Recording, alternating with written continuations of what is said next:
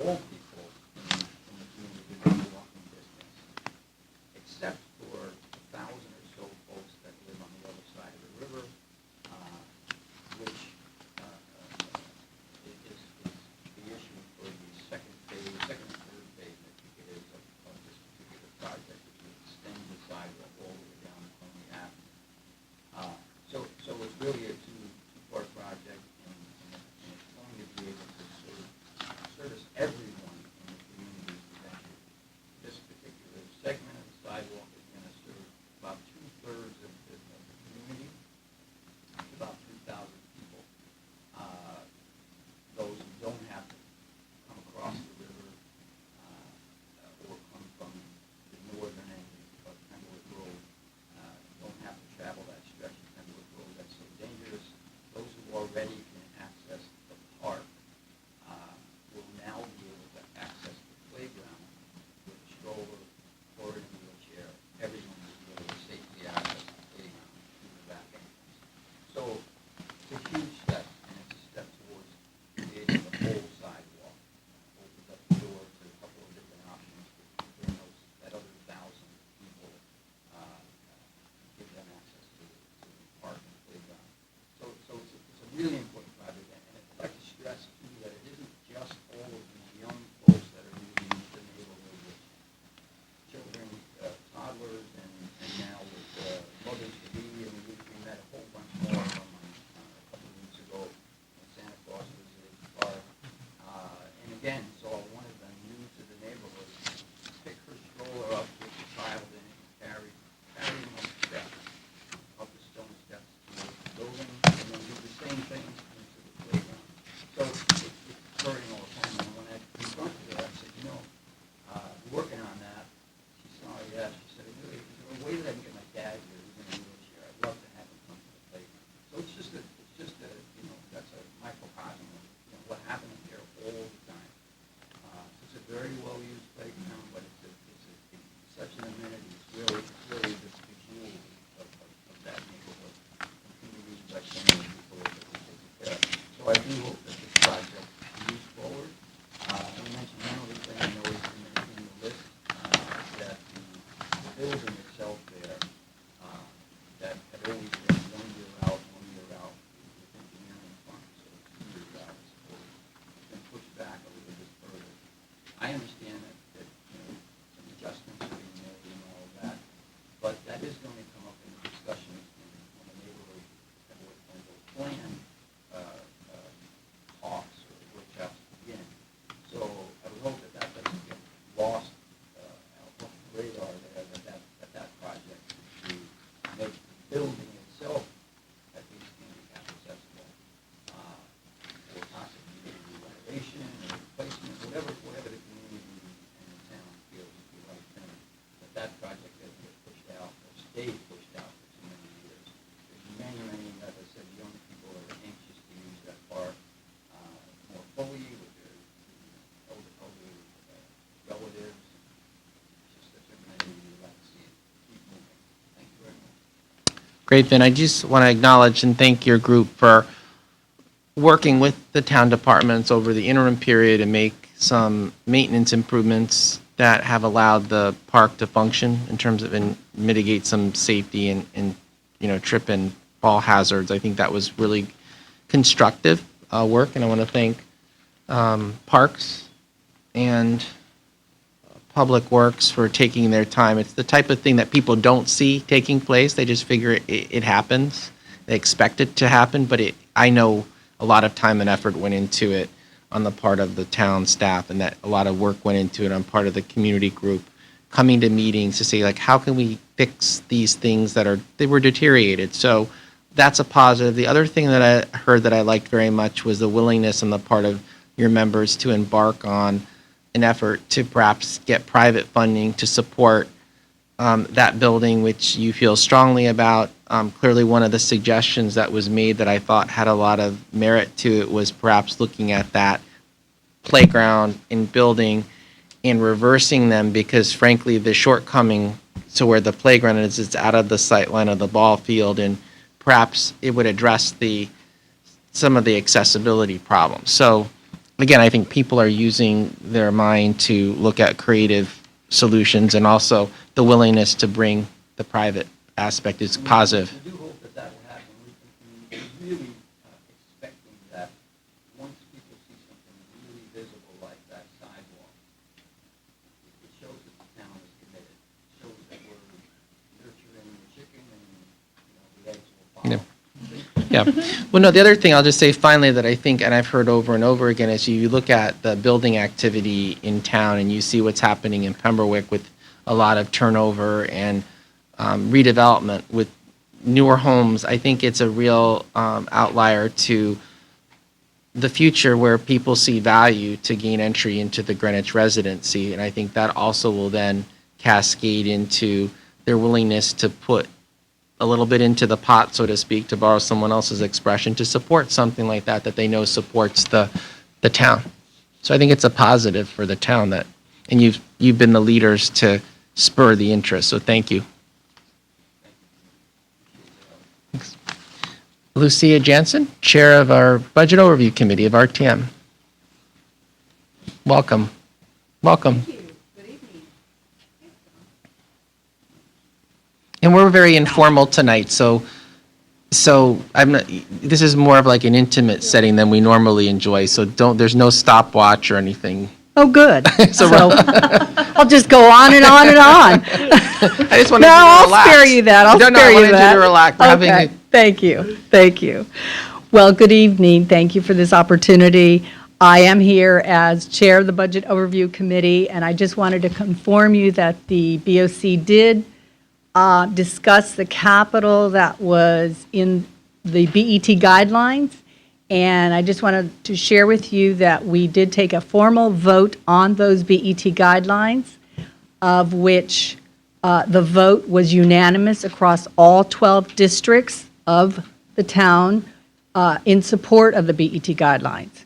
And some of the salient points that we talked about at our meeting was the first thing you discussed tonight, which is the $135 million of open projects that the BET, and through the process, we will learn how much has been completed, including MESA, the Central Fire Station, and Byram Pool.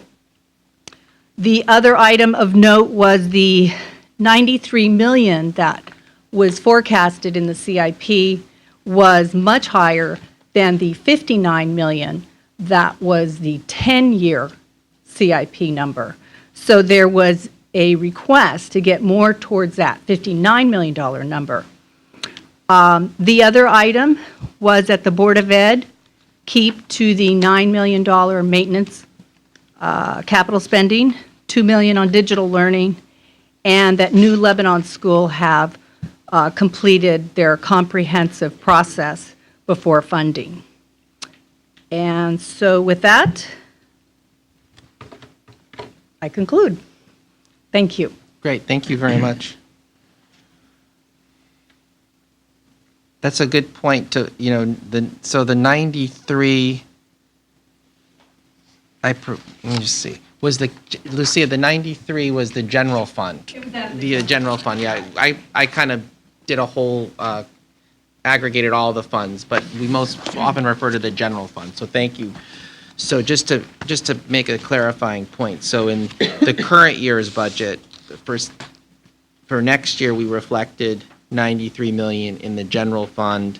Based upon the draft that we have before us right now, that figure has been reduced down to $76 million. So as you can see, over time, things change as the dialogue goes back and forth, so.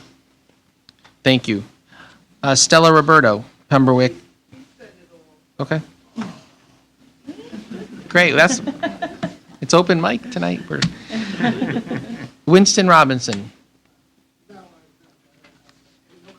I just want to acknowledge, you've served 17 years on the Board of Parks, and now you're serving on the Board of Social Services, and I think you're an excellent example of our volunteer governance, that you've put in so many years now, 2 different boards, so thank you. By the way, we did renominate you for another 3 years last week. I just was correcting the minutes, and that was Friday. Alan Williams from Northwest Greenwich. Oh, here, do you want to put, Beth, want to put that one back out? We could- Good evening, Mr. Chairman, Board.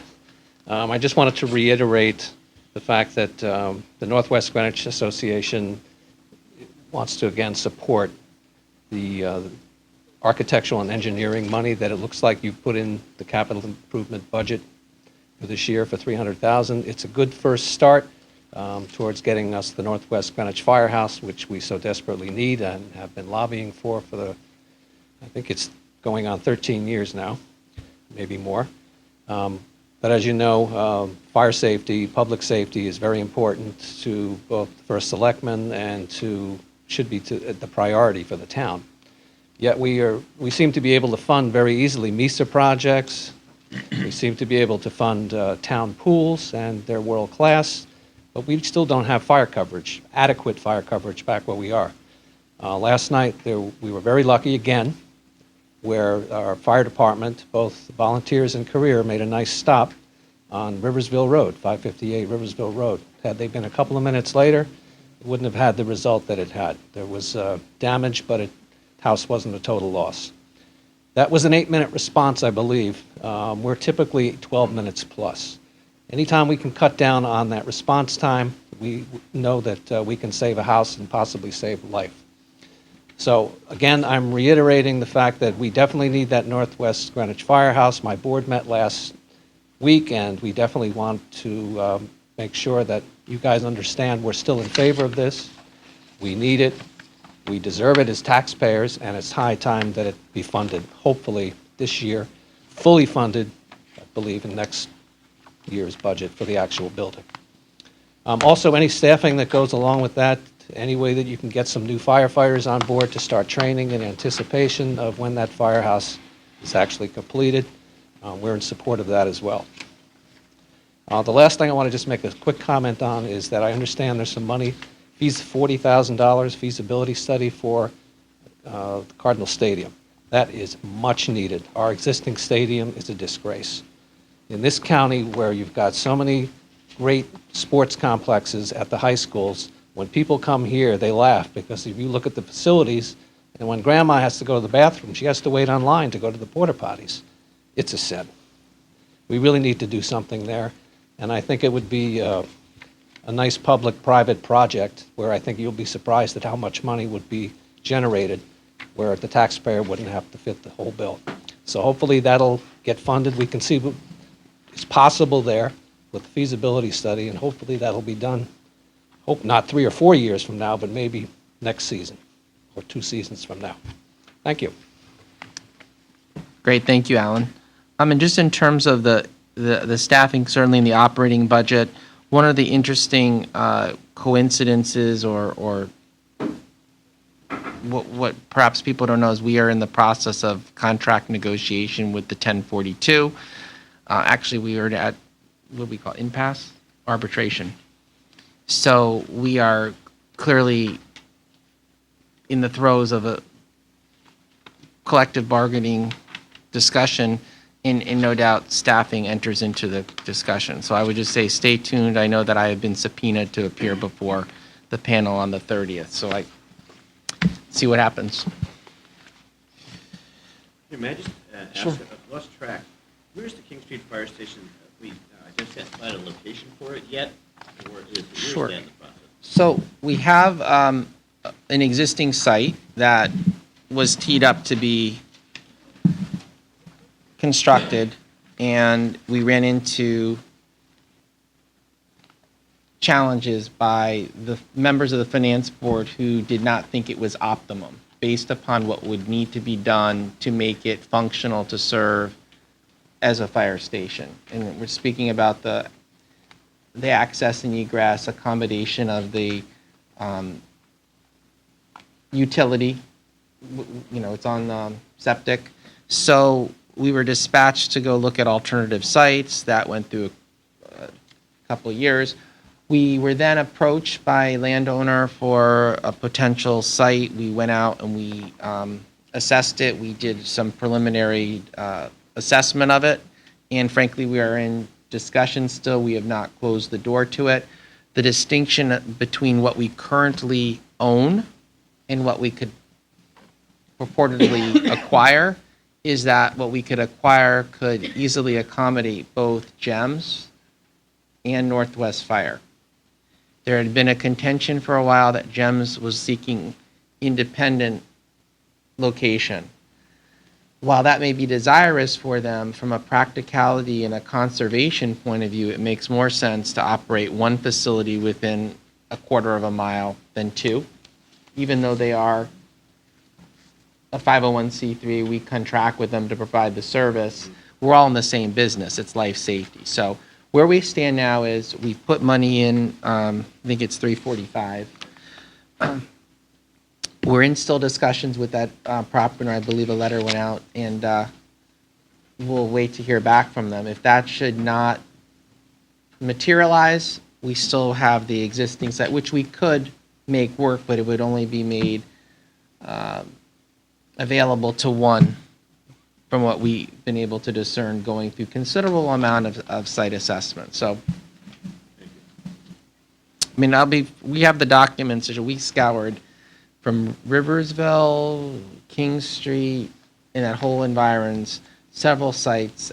Some of them look ideal on paper, but when you scratch beneath the surface due to either wetlands or other topographical issues, they're not easy to accommodate what we're looking to do. Karen Fasliotis, welcome.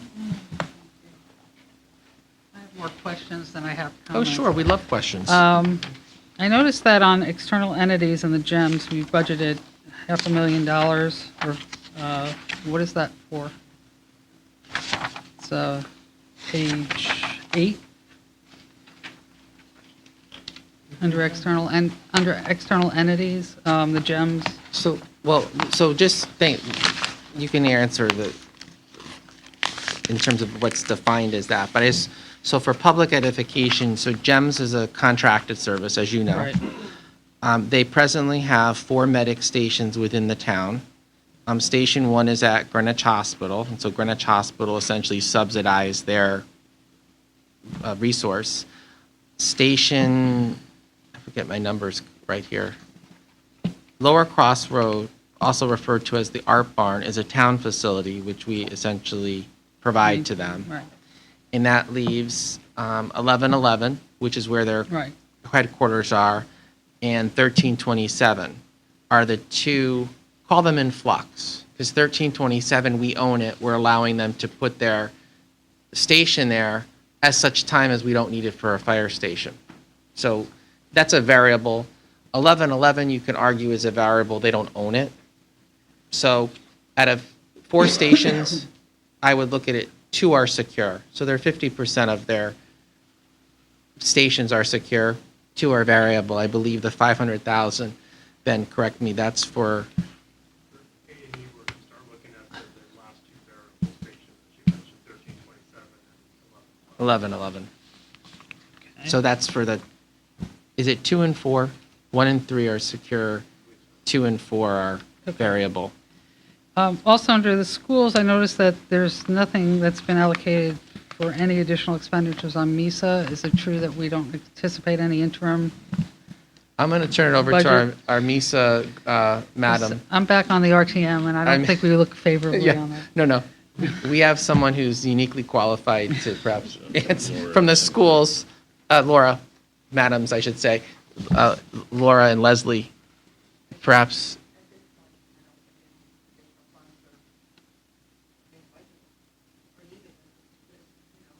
Okay, I just want to make sure that there'll be no interim appropriations that come down the pike after the budget's approved, as sometimes happens.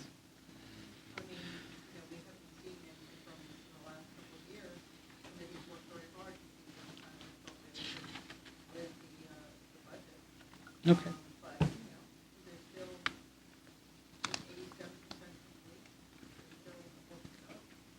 That's an interesting percentage. So it's 87% complete. I think it's important to, And then I Highlight. also noticed that there's a townwide traffic safety study on page 4. under highway, streets, and bridges. That's been pushed out to 2017-18, and this is going to be my one pitch for moving it to 2016-17 with offset somewhere else, because I think the traffic has become ridiculous in Greenwich, and I think we need to address that sooner rather than later. But that would come with an offset somewhere. And then I also noticed that the soil remediation at Greenwich High School, we have nothing scheduled for this year, but we have $8 million for next year and $6 million for the year after. I know that the remediation is kind of stalled because of DPW, not our DPW, but the state DPW. Yeah, so from what I understand, just to put a fine point on it, the regulatory agencies are being extremely fastidious with the town of Greenwich, putting them through the paces, which I think, in speaking to Leslie regularly, Leslie Tarkington, and she's in the audience, that's been a impediment to expediting this, but it's not through lack of diligence and effort on the part of the town. It's in fact the regulatory people putting us through the paces, to put it politely. And there also seems to be a lot of pickup trucks and loaders and SUVs. Are these because the current ones, are these replacements? Or, I mean, and I'm talking throughout. If you look at the highways, you look at education, you look at the police department, there seems to be a lot of vehicles we're purchasing through this cycle. Is that because the others are they replacements? Are they new vehicles? Or, and that's just a general comment. I'll let Ben answer that. They're replacements. The difficulty in this presentation is we show all the fleet within the sub-departments, but if you add up all the individual vehicle replacements in the aggregate, they're at the same level of replacement from about $4.3 million of fleet, which is what we essentially replaced currently. So we're essentially flat funding fleet as in prior years. But there are a lot of vehicles within, and we try to itemize it out so everyone knows exactly what we're looking at for year one. Okay. I'm sure as we get more into detail, we'll have a lot more comments, but those are my first Thanks. thoughts. No, thank you. Is there anyone else who's here who would like to pose a question, make a comment? Bill, you're smiling. That's great. How about anyone on the panel? Don. You're like the great and powerful Oz, the man behind the curtain. I come out of my cubicle. I am very passionate about putting some kind of markers on the back roads of Greenwich, especially in the curves. We've talked about it for about 10, 12 years now, and there's nothing in the budgets ever. But on North Street, when you go out Lake Avenue, you go out any of those back roads, where you come up in the rain, fog, this time of the year, in fact, with the temperatures the way they're doing, there's going to be fog out there. And people miss those turns. As you well know, a son of one of our people did miss it. So all I can ask is think about putting some things in. There are tapes that you can put on the road, and they don't get knocked down by the plows, and they don't cost a whole lot of money to stick into the pavement. They do it all over the Midwest. They can do it here in Greenwich. Thank you. Thank you, Don.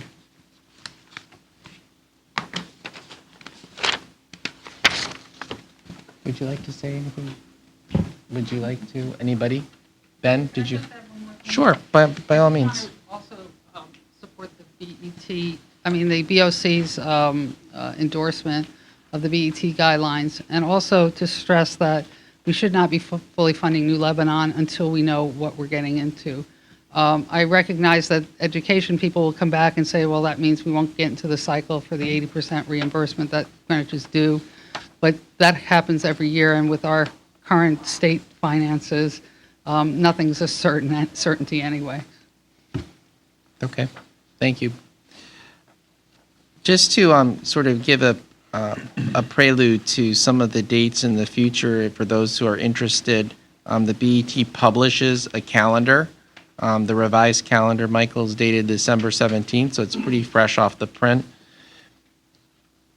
And I'm trying to make sure that so on Monday, February 1st, the consolidated schools in town budget with the capital budget will be presented at 6 o'clock, running through 7 o'clock. So the presentations are 1 hour of the schools in the town, and that's in the town hall meeting room, followed by a public hearing. That's on the 1st.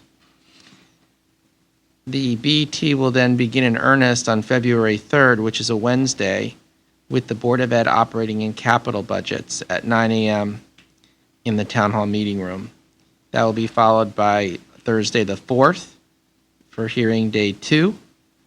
And they've also have down Monday, February 8th, and that's for department hearing. So the Board of Ed operating capital Wednesday, February 3rd.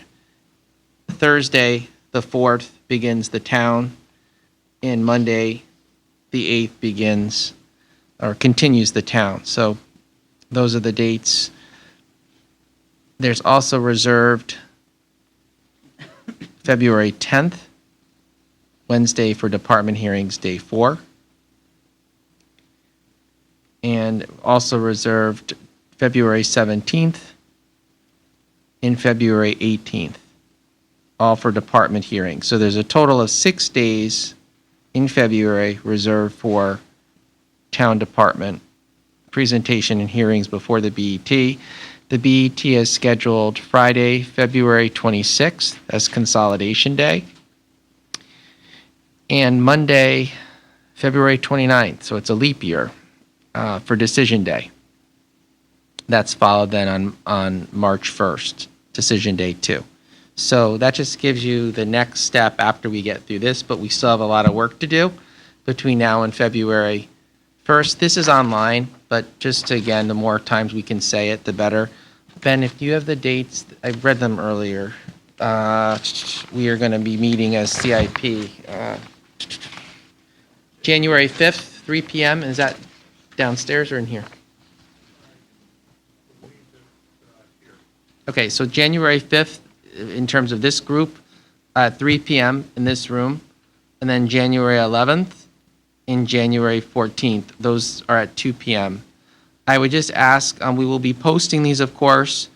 No, we are in sort of a hiatus with our person who does this, so we're using some temps, and they're not perhaps as attuned to our way of pushing this out. So bear with us as we try to ramp that up over the next week. Peter, can you say now whether those meetings you just talked about, the 11th, 14th, those are public meetings, but not public hearings? Correct. Understand that correctly? Pardon me. So will there be other public hearings? Yes, so these are designed for this group.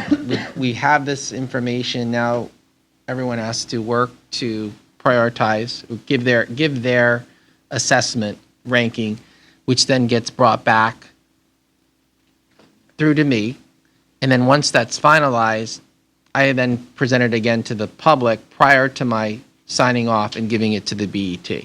So ultimately, yes, there's another opportunity to see what in fact has been synthesized. February 1st meeting? Or No, it will be another date. We haven't scheduled it yet because we haven't fully determined if we would need additional meetings than these. These are the meetings to kind of work through the capital assessment process.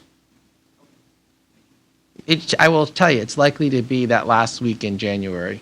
I mean, we're always in competition for meeting rooms, like we competed with Wetlands tonight, but we'll try to get on it and schedule it for downstairs. And also, I just want to extend to the RTM, if you desire, I'm happy to come and talk to your committee. I know that you're going through reorganization, and it might be not opportune, but I think, speaking for myself, but I'll also speak for Ben, would be happy to come. And Melissa, you can join us too. It'll be... So just, if you could spread that word for us, that would be helpful. Thank you.